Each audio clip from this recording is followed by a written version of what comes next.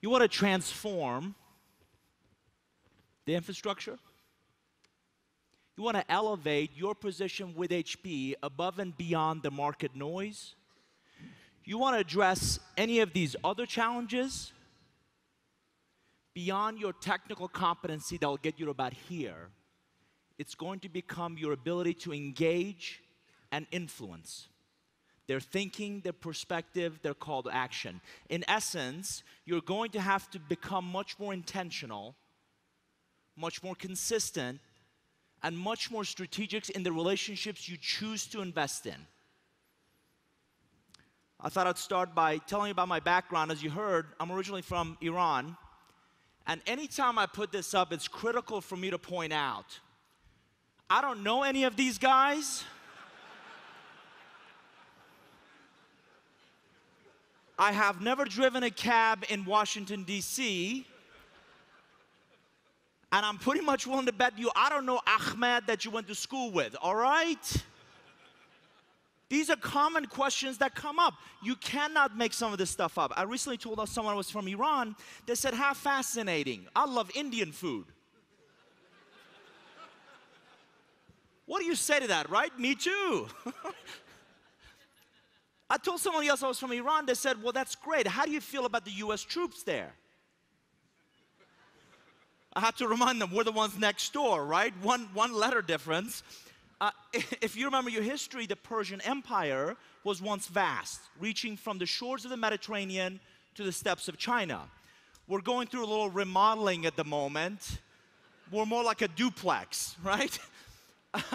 Tehran is the capital. I was born in a city called Hamadan. I came here to go to school. I know you're looking at this picture and you're thinking, say no to drugs.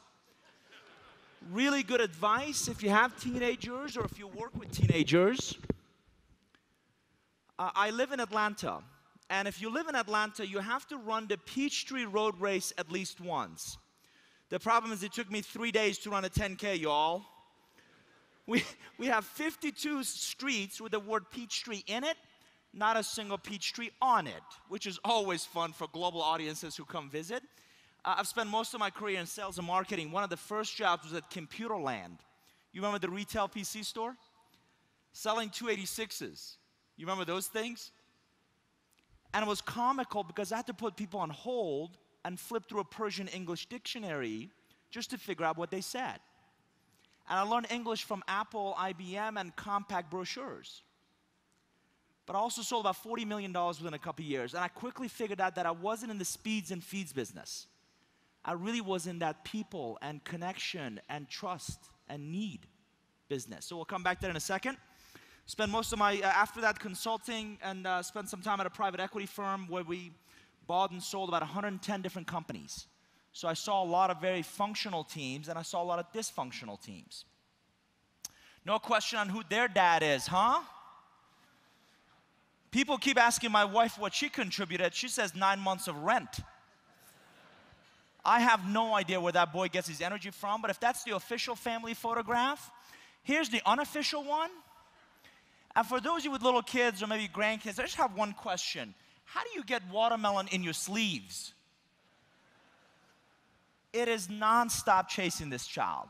But I tell you my story because I genuinely believe every one of us has a story. I was in Munich a month ago. I'm headed to South Africa next month, and every international trip reiterates that the rest of the world builds relationships first from which they do business. Unfortunately, many of us, as, let me just say, North Americans, are so focused on the business part that if and only if the business part works, we'll think about the relationship. That CIO you really want to work closely with has a son or daughter coming home from the university this summer looking for an internship position. Do you know a company you can introduce him or her to? Or do you even know that CIO has a son or daughter? So, most of you, what do you think, what do you hear when you hear somebody say, let's go network? Let's go to the GPC and network, right? By the way, I asked this question from a group of engineers sitting up front, and one of them said, you mean networking with other people?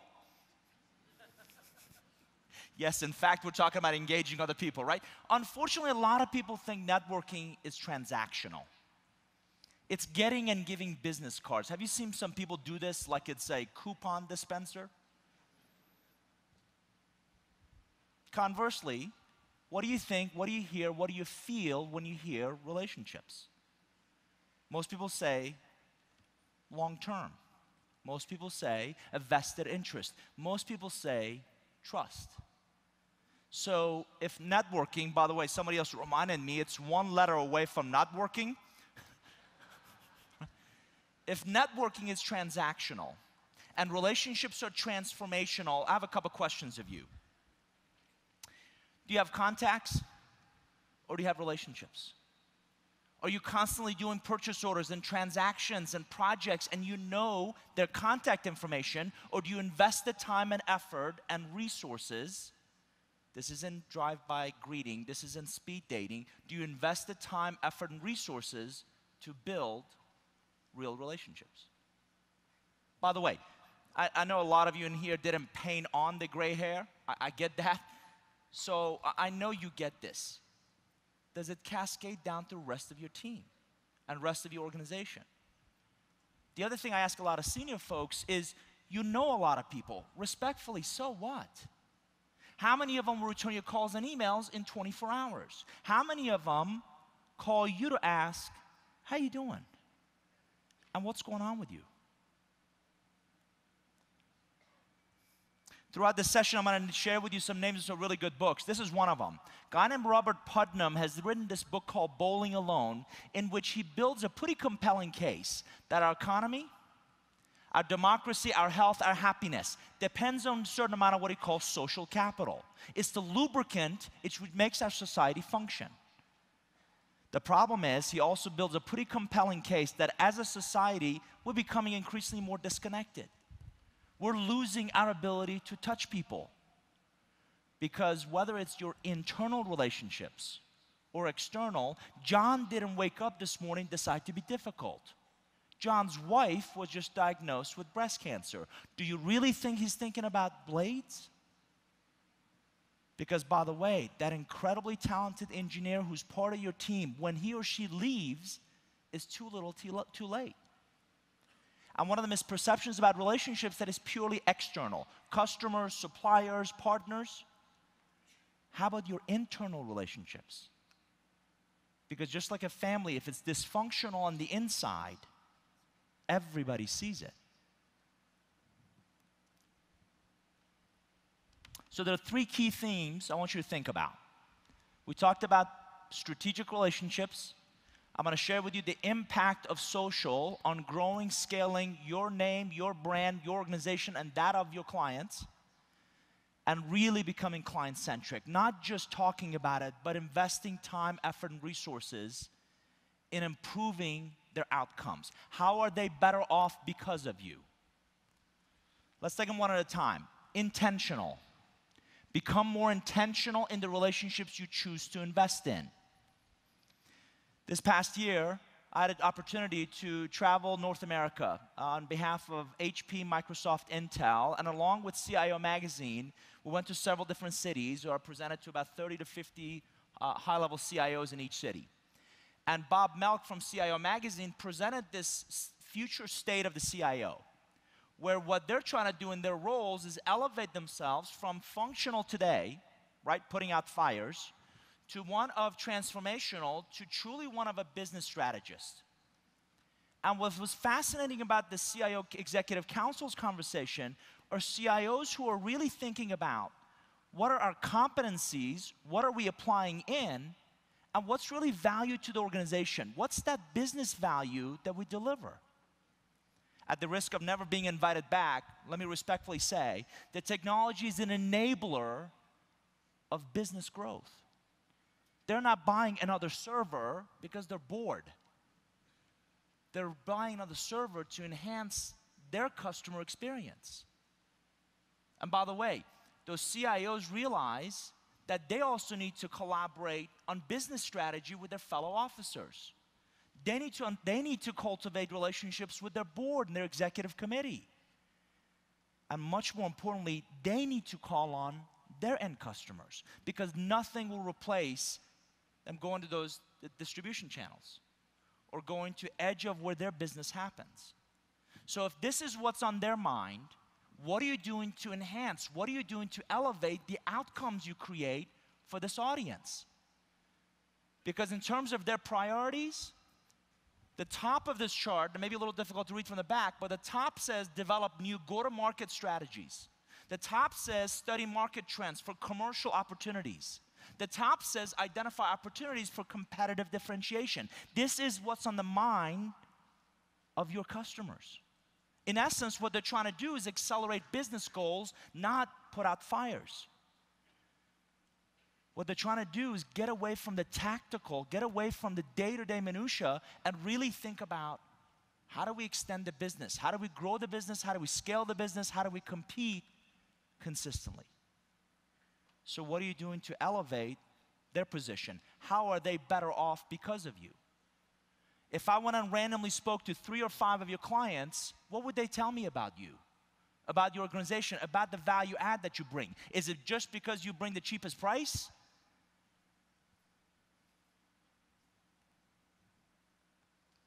We all have 3 types of relationships.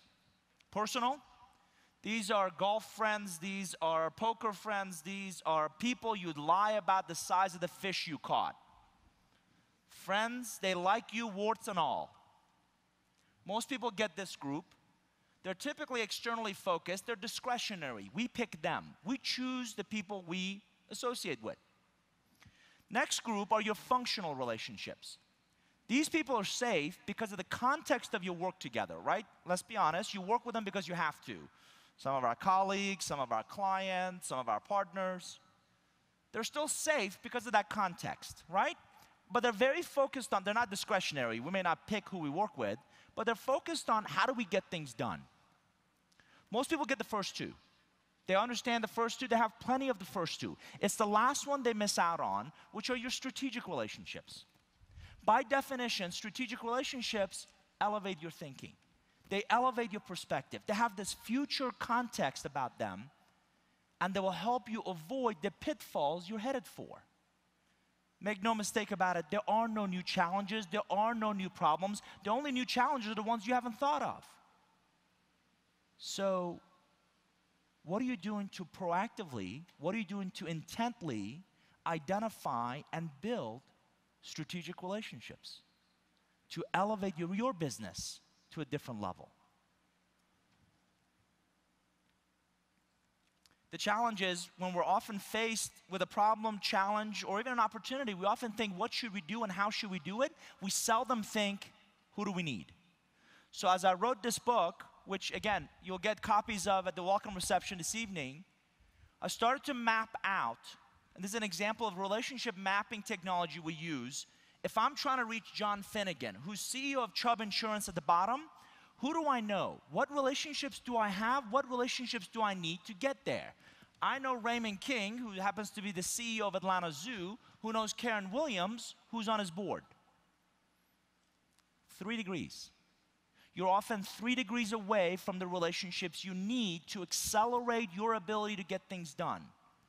Are you savvy enough to ask yourself, what relationships do I need? I would also submit to you that they're not buckets. They're not these neat little buckets that we tend to put them in, but rather a web of relationships. How many CIOs do you know who also know a lot of other CIOs? Are you getting those referrals? Are you getting those introductions? If you're not getting repeat or referral business, this is a really good time to ask yourself, why is that? If your team isn't getting referral or repeat business, why is that? Sociologists will tell us that when we meet somebody else, there's 4 things that's going through their mind, right? You ready for this? Number 1, I don't trust you. I don't trust you. You want a definition for trust? Credibility plus empathy. Credibility says you know more about this rack than anybody else, and more importantly, what it's capable of and what its limitations are. Empathy says you can be quiet long enough to listen. Listen to my questions, listen to my challenges, listen to my issues, listen to that which I'm struggling with, and the plus sign says you can put them together. By the way, you want better answers? Start asking more intelligent, more engaging questions. I recently had a chance to meet the senior executive of a Fortune 50 company. Half an hour time together turns into an hour and a half because I asked 3 questions. You have 27 direct reports who don't know each other, like each other, or trust each other. How do you plan to get to the revenue target you're trying to get to with this team? Right? And he says, whoa, this is a very different meeting than I've ever had before. I said, yeah, I'm here to provoke you. I'm here to help you understand that you're going to need these relationships to get there. My next question, how's your bench? Really? Because at some point, you're not going to want to do this job. Who are you coaching, mentoring, raising the bar on to be able to lead those key divisions, those key business units? You want better answers, start asking better questions. Engaging, add value, provoke, but get them to think differently. Because that's when we'll start having dialogue. And you can convey your credibility, not through, you sit there, be quiet, let me tell you all that I know, but through the questions you ask. Through the questions you ask. I don't need you. You know, I've got a lot of smart people here. I'm not sure I need you. I would submit a lot of your clients and prospects know what they want, not what they need. The difference is your consultative approach. The difference is you asking enough why questions. Yeah, we're thinking of putting up a private cloud. Why is that? Yeah, we got a whole bunch of maverick users over here that are trying to do, we got to get our arms. Why is that? What do you think is going to happen? What's next? I don't need your help. I don't need your help. Unless you become very succinct at articulating why you, why HP, why this solution, you're going to get lost in the noise. And make no mistake about it, there's a lot of noise in all of our markets. Here's the name of another great book. It's called The Experience Economy. A guy named Joseph Pine and Jim Gilmore wrote it years ago, in which they build a really compelling case that give me 2 perceived companies, teams, organizations that are a commodity, and the experience is what sets them apart. So what are you doing to build exceptional experiences every time? We'll talk about that in a second. Last one is no satisfaction. If I work with you, if I work with your organization, if we do this cloud strategy, can I get the satisfaction that I need? Can I solve the fundamental problem I'm after? Now, Kodak, despite their financial challenges, came up with this really clever phrase years ago. Kodak moments. I'm a big believer that we're products of the advice we take. So an old mentor of mine drove into me a very simple question that is stuck to this day, some 15 years later. He asked me, what are you doing to create Kodak moments in your business? If you think about why we take pictures, it's to capture the moment and it's to share it with others we meet. What are you doing to create Kodak moments in your business? What are you doing to help others not only capture that experience, but share it with everybody else they meet?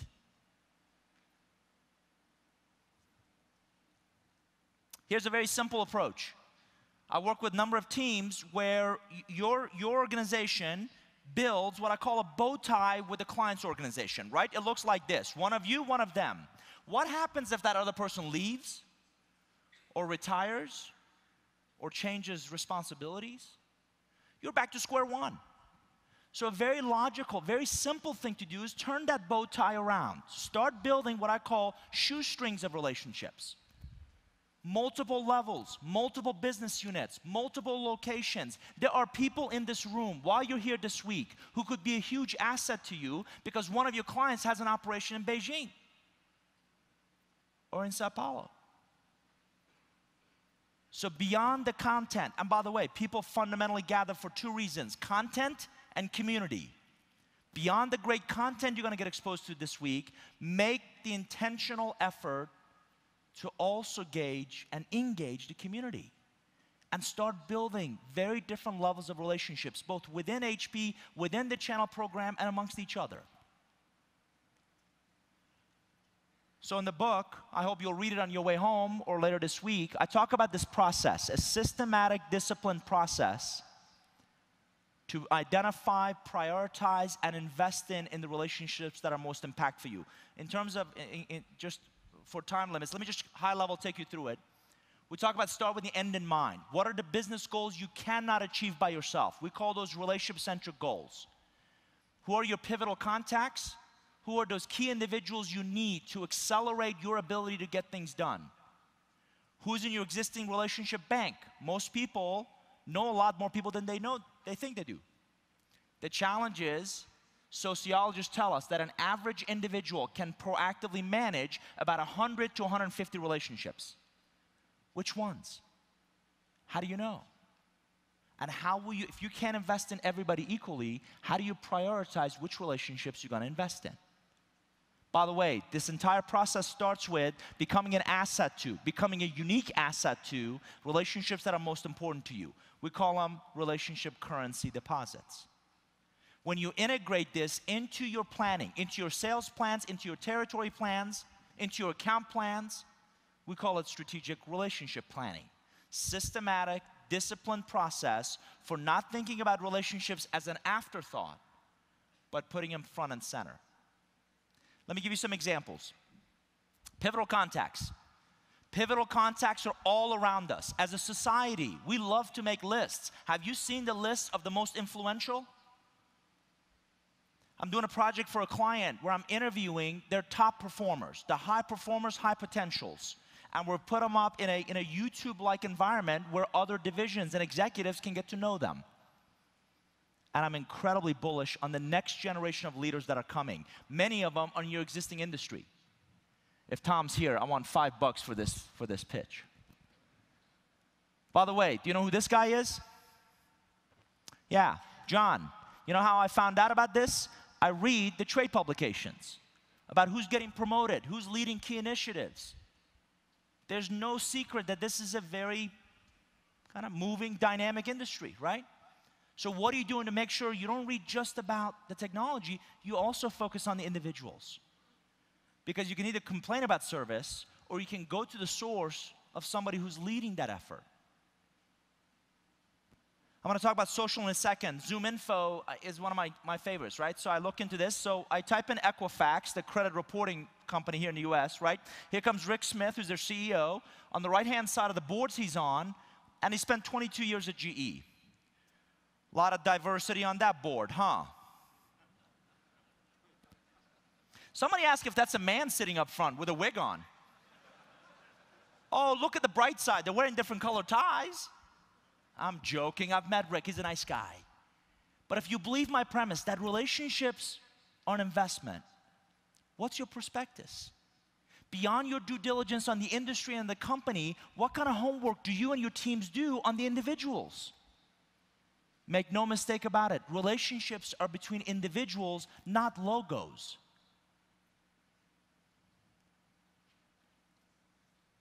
And I would submit to you that not all relationships are created equal. I've read 104 books on business relationships. I couldn't find one that helped me understand that some relationships have a different value.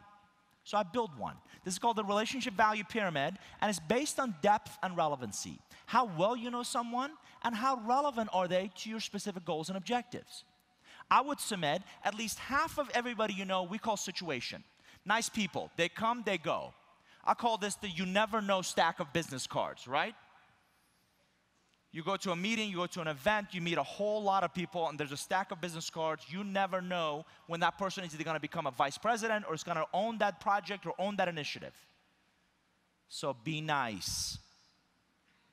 Be nice. And coach your teams to be nice. You never know. And people have a very long memory. Next level are your investments. If you've ever gone through any of the behavioral, psychological profiles, Myers-Briggs, Hogan, Berkman, DISC, any of those in Myers-Briggs, ENTPs like hanging out with other ENTPs. Investments are people you spend time and effort with outside of work. Layman's term for this is we have chemistry. They get me. He's one of our people. Your access to them is regular, and it's a very cooperative relationship. Next level, we talk about portfolio. These are your subject matter experts. They know more about, what did Donatelli say, cloud bursting than anybody else. They are your think tank. They are your go-to people. Your access to them is frequent, and it's a very collaborative relationship. Last but not least are your 2 a.m.s. Business relationships that have elevated to a very different level. Professional relationships who've developed a vested interest in your success. These are the people that'll tell you, that's a really ugly shirt. Please don't wear it again. Sir, I'm not looking at you for any particular reason. You don't like my terms? Here's what somebody else suggested to me. 5 p.m., I'm done with these people. I clock out, I go home. 7 p.m., I'll go have a drink with them after work or get to know them. But at some point, I've kind of had enough, I go home. I don't know about your mom, but my mom said never call anybody after 9 p.m. That's the group I can call. And last but not least, your 2 a.m.s. Your 2 a.m.s will come bail you out of jail. Right? I have 3,600 people in my active portfolio of relationships. 18 are 2 a.m.s. On average, I've known them 15 plus years. Past clients, past bosses, past coaches, mentors. Somebody asked me a very logical question. Do you really need 18 people to come bail you out of jail? Said you never know when the first 17 might be busy. Or if they're really good friends, they're sitting in jail with you. We're talking about the quality of the relationship, right? You think this is academic? Let me show you practical. If you use Microsoft Outlook or any other contact management system, there's typically a category for categorizing it. There's a place to categorize them. Customer, vendor, supplier, internal, external. Did you know you could edit a lot of those? 1, investment. 1 situation, 2 investment, 3 portfolio, 4 2 a.m. The quality of my relationships, geography, Atlanta, geography, Europe, Middle East, Africa, organization, Society of International Business Fellows, the diversity of my relationships. Because last time I checked, you cannot improve anything you don't measure. You don't like this, figure out another way. But start measuring your portfolio of relationships, because I would submit they're your biggest off-balance sheet asset. Public or private, small, large, indifferent. Your relationships are your biggest off-balance sheet asset. Because what they can help you do is reinvent ROI. This is a live case. We've changed their names to protect the innocent. I talk about here return on influence. Where many of us are in org charts, many of us build org charts. Does anybody in this room really believe this is how things get done? You want to know where org charts and command and control came from? World War I. It's a military concept. So we go into companies and I ask a lot of questions and I observe and I watch what they do and how they do it, and I look for information flow. And I built something I call relationship dynamic chart. This is a simplified version, but it shows you sources of information flow. Who do you think has influence on the chart on the right? Jones, right? Right in the middle. What do you think Jones is in the org chart on the left? Somebody said receptionist, right? They see everybody coming, they see everybody going, they know this is not a good time to talk to John, he just came out of a budget meeting. Yeah. Jones has been there 10 years. Jones is a she. She knows everybody's spouses, she knows everybody's pet peeves, she knows the projects they're all working on. What do you think happens if Jones is out for a day? The woman has had 104-degree temperature. They call her at home to find out where something is. By the way, what do you think the top guy is who's running the place? No, not Hughes on a golf course somewhere, completely disconnected, all right? In this case, Smith. As he's gone up in the organization, as many people do, he's become administratively boggled. You become a hindrance to decision making. People are waiting on you. So Smith knows who to go to, but unfortunately, he's lost his finger on the pulse of what's really happening. I tell this story of I recently met the chief financial officer of a $6 billion company. And I said, just out of curiosity, how many clients have you seen in the last 6 months? Any guesses? And I said, respectfully, you're telling me you got your finger on the pulse of this business by looking at a bunch of financials? Because nothing will ever replace feet on the street. Nothing will ever replace going to that distribution center, going to that manufacturing floor, going and seeing what they do and how they do it. And by the way, Hughes is brilliant. Hughes has the answers that everybody around the table is struggling with, but he's one of those low talkers. Have you ever met this type? I call them raving introverts. Give me 400 pages of cloud strategy. Don't ever make me go ask me to talk to anybody. So I'm coaching Smith in this economy or any other one. You cannot afford underutilized resources. So I have 3 questions of you. Who are your Joneses? Who are those highly influential people because they have influence, not because of their title, but because of their portfolio of relationships? Are you a Smith? Are you getting so administratively boggled that you're losing your finger on the pulse of how this business really works? And do you have Hughes? Do you have brilliant people that you're not leveraging to a level that you can? Influence is a pretty funny thing. It's a lot like lighting a match. Light a single one, it's gonna go out without much fanfare. But light the whole bundle, and now you create a movement. Now you create demand. Now you create that gravity where clients and prospects alike are calling you. Hey, listen, I read this thing you wrote, or I just watched this video on your website, or one of my people visited your cloud center, and I want you to come over and talk to us. I understand you're working with one of our competitors. I want you to come see us. I've always said, give me somebody's checkbook and their calendar, and I can tell you about their portfolio of relationships. It works the exact same way in business. The relationships you choose to invest in will determine your direction, and they'll define your destination. Let me say it again. The relationships you choose to invest in will determine your direction, and they'll define your destination. So if we were to meet a year from now, I would ask you one question. Which relationships did you choose to invest in? Let's talk about social for a minute.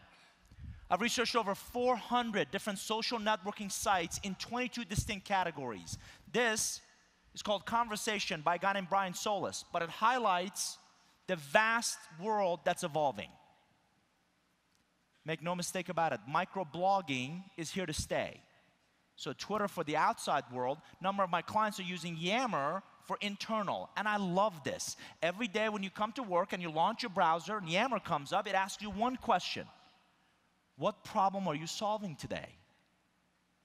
Because now they're building this knowledge management process, not a system, a process for really leveraging the entire insights across the organization, right? So what's your online presence? SlideShare, the YouTube of videos or presentations, right? Zobni, inbox spelled backwards. That gives you a presentation layer to all the transactional emails you have in the back, including when is that person most likely to open their email. And here's why you need to care. In the past, we've always said, figure out how your clients buy and align the way you sell to the way they buy. That was yesterday. Today, not only is that getting truncated, but guess what? They're getting online. And they're searching, and they're comparing you and your competitors, and they're getting much more sophisticated before they ever talk to you. So what's happening is your sales cycle is shrinking. And how do you engage a prospect you don't know is in the market for your products and services? So this is my most recent book. And I started asking a lot of questions, not about Facebook and Twitter, but what's the impact of social on teams? How do visionary leaders lead differently because of social? What about the talent gap? Well, I have to tell you a quick story. You saw pictures of my kids, they're fairly young, 10 and 8. I bought them iPads for this past Christmas, right? So, as you can imagine, it took them about 10 minutes to take them out of the box and quickly figure out what to do and how to do it. Then my 8-year-old son goes up to our microwave and he's doing this. And I'm like, not yet, son. It'll probably come, but imagine what he's gonna want and need when he comes to work in a few years. So the talent gap social is creating. What's the economic value add of internal and external networks? What's the value of failure? And how do we learn from those failures to accelerate our ability to grow as individuals, as teams, as organizations? And by the way, what does socially enabled innovation look like? So let's talk about customer-centric. I don't think this will come as a surprise to you. 100 million tweets a day. Do you really think information sharing is a challenge? 75% of your target audience do not believe your marketing and advertising. You know who they believe? Their peers. They believe their peers. Look into what's called advocacy marketing, because that's what's elevating products and services above the noise. And by the way, $93 billion in missed revenue opportunities due to supply chain challenges. Not being able to get products and services to where they're needed the most. Former CEO of mine created this Wonder Everything.